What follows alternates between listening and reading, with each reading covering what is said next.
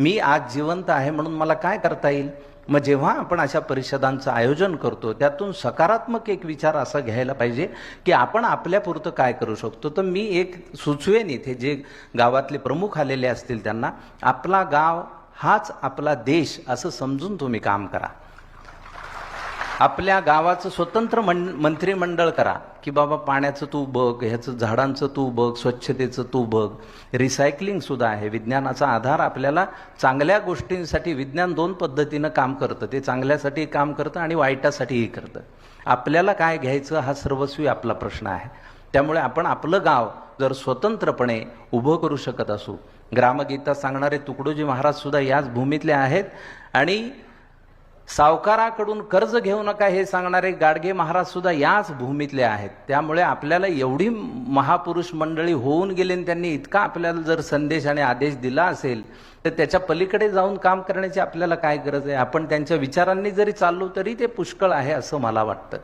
आज या कार्यक्रमाच्या निमित्ताने आपण सगळे जलसंवर्धक लोक, पाण्याविषयी विचार करणारे लोक, आज नद्या प्रदूषित झालेल्या आहेत. आपण नदीला आई म्हणतो आणि सगळ्यात प्रदूषण आपणच करतो.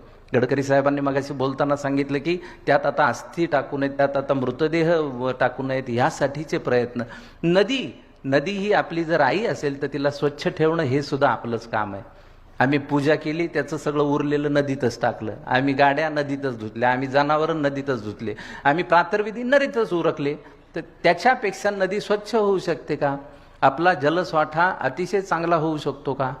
तुम्ही जर बघितलं तर नद्या बुजवण्याचं काम शहरांमध्ये किती मोठ्या प्रमाणात चाललेलं आहे. त्याचं साधं उदाहरण मुळामुठेचं देता येईल. 26 जुलैचा मोठा पाऊस मुंबईत झाल्यानंतर मिठी नदी आहे हे मुंबईतल्या म्हणजे अर्ध्यापेक्षा जास्त लोकांना त्या दिवशी कळलं की मिठी नदी होय मुंबईत कुठं आहे. तर कुठं आहे तर काय, तिथं ते नालाच झाला होता मिठीचा. तर शहरातल्या नद्यांचं काय आणि तिथे राहणाऱ्या लोकांचं काय. उद्या तुम्हाला पैसे आले म्हणून तुम्ही पाणी एका टप्प्यापर्यंतच विकतच घ्याल. आज दुष्काळ आहे म्हणून टँकर माफियांची चलती चालेल, पण जेव्हा पाणीच नसेल त्यावेळी आपण काय करणार आहोत, त्यावेळी त्या पैशांचं काय करणार आहोत. मला ऑक्सिजन विषयी सुद्धा अलीकडच्या काळात ही भीती वाटू लागलेली आहे. आपण जर सगळीच झाडं तोडून टाकली आणि आपल्याला ऑक्सिजनच नसेल तर ते पैसे काय करणार आहेत आपल्याला.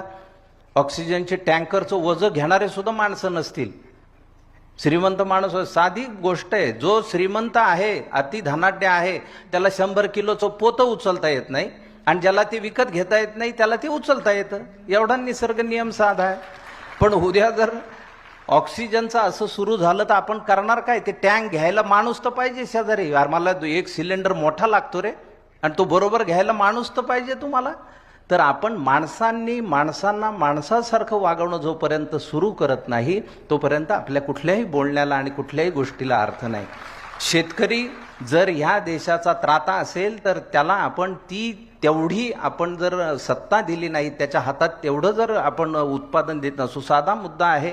एखादं, मी नेहमी म्हणतो की टिकलीचं पाकिट बनवणाऱ्याला विचारलं काय करतो, तो म्हणतो बिझनेस आहे माझा. आणि धान्याच्या एका दाण्याचे हजारो दाणे करणारा शेतकरी बिझनेसमन कसा नाही, हा प्रश्न का नाही पडत आपल्याला. आणि त्याला त्याचे पूरक पैसे का देता येत नाही हाही प्रश्न. जोपर्यंत तो सधन संपन्न होणार नाही, आणि त्याची काही फार डिमांड नाहीये, फार साधा मुद्दा आहे हो.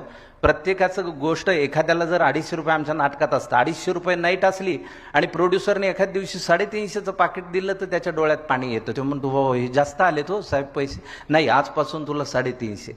हे आपण शेतकरी बांधवाच्या बाबतीत का नाही करत आहोत आणि त्यांचा तो अधिकार नाही का, हा प्रश्न पडलेले आम्ही मंडळी आहोत. म्हणून गेली 10.5 वर्ष आम्ही अव्याहतपणे हे काम करतो आहोत. याचा प्रचार प्रसार किती होईल याबद्दल आम्हाला काहीही कर्तव्य नाही आहे, पण आम्ही हे काम करतो आहोत याचा आनंद आणि अभिमान मात्र आम्हाला आहे. आणि ह्या निमित्ताने एवढंच सांगेन की या देशामधले सर्व शेतकरी सधन संपन्न व्हावेत, ह्या बातम्या बंद व्हाव्यात. विदर्भामध्ये 10,000 शेतकऱ्यांनी आत्महत्या केली, ही बातमी काही फार चांगली नाही आहे. आपल्यासारखीच माणसं, आपल्यापेक्षा कमी वयाची माणसं जेव्हा जीवनाला कंटाळतात आणि जीव देतात, जीव देताना कोणाला सहज रस्त्यात बेडूक जर दिसलं त्याच्यावर जर आपला पाय पडत असेल तर ते जीव वाचवण्यासाठी टुनकन उडी मारतं.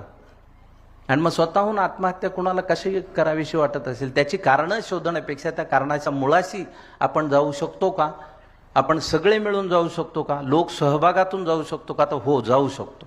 तर आपण ह्या प्रश्नाला थेटपणे भिडूया. जलसंवर्धन करूया. जलसंवर्धन झालं की काय होतं, एखाद्या गावामध्ये आम्ही एक भोरडी नावाची नदी आहे, भोरडीन सदा कोरडी असं म्हणजे जालना जिल्ह्यात आहे, भराडखेडा नावाच्या आहे, भोरडीन सदा कोरडी. तर आम्ही तिथं पाण्याचं काम केलं 2017मध्ये. त्यानंतर तिथली जवळपास 300 एकर शेती बागायती झाली. आणि आधी तिथून समृद्धी महामार्ग जात होता, त्यांनी बघितलं तर ते म्हणले अरे इथं कोरडवाहू शेती आहे. त्यानुसार त्यांना ते काहीतरी 10 लाख रुपये एकरी असं काहीतरी ठरवलं. पण आमचं हे काम झाल्यानंतर ते म्हणले नाही आमची बागायती शेती आहे. नाही तुमची बागायती कुठे, येऊन बघा.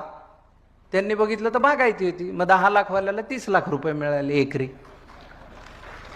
नुसतं एक काम केल्याचा एक साईड वाईज एक बाय प्रॉडक्ट आला. आज त्या भोरडीच्या तुम्हाला कुणालाही खात्री करून घ्यायची तर ह्या उन्हाळ्यामध्ये भराडखेड्याला जा आणि भोरडी नदी बघा. आजही तिथं उन्हाळी पिकं सुद्धा घेतली जातात.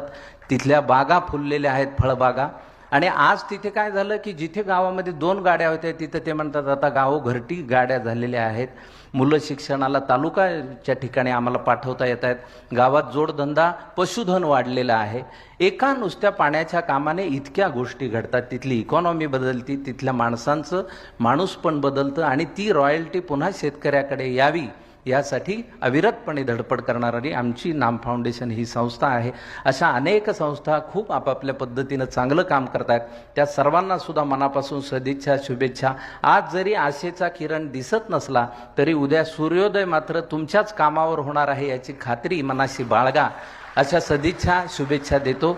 तामसवाडा पॅटर्न आणि आदरणीय गडकरी साहेबांचं जे व्हिजन आहे ते ज्या पद्धतीनं बोलतात किंवा ज्या चांगल्या पद्धतीनं गोष्टी मांडतात त्याचं इम्प्लिमेंटेशन सर्व बाकीच्यांनी करावं असं फार मनापासून वाटतं. तेवढ्या समंजस असणाऱ्या मंडळींनी तरी करावं असं वाटतं.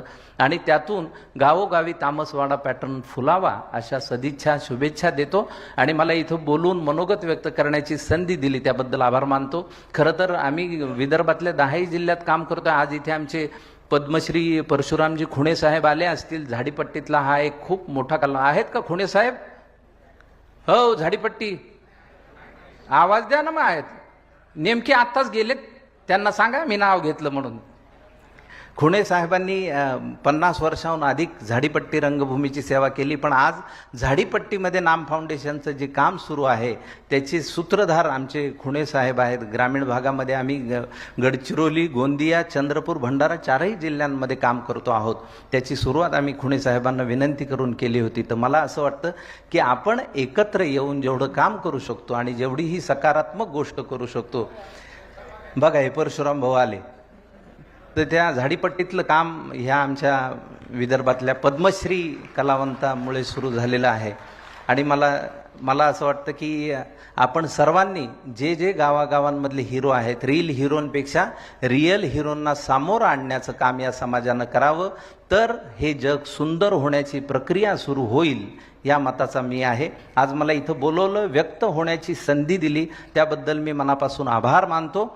आणि आदरणीय नानाजींना नाम फाउंडेशनच्या 10.5 वर्षाच्या वाटचालीमध्ये खरं तर मी बोलका शंख आहे आणि ते करणारे आहेत. ते नेहमी मी त्यांचा स्वभाव बघतो की ते कधीही स्वतः क्रेडिट घेत नाही. हां तू जा रे पुढं, आताही तुम्ही बघितलं असेल, ये रे तू दे तुझ्या पुढं. त्यामुळे त्यांना ते क्रेडिट नको अशा पद्धतीने ते झटकून टाकतात.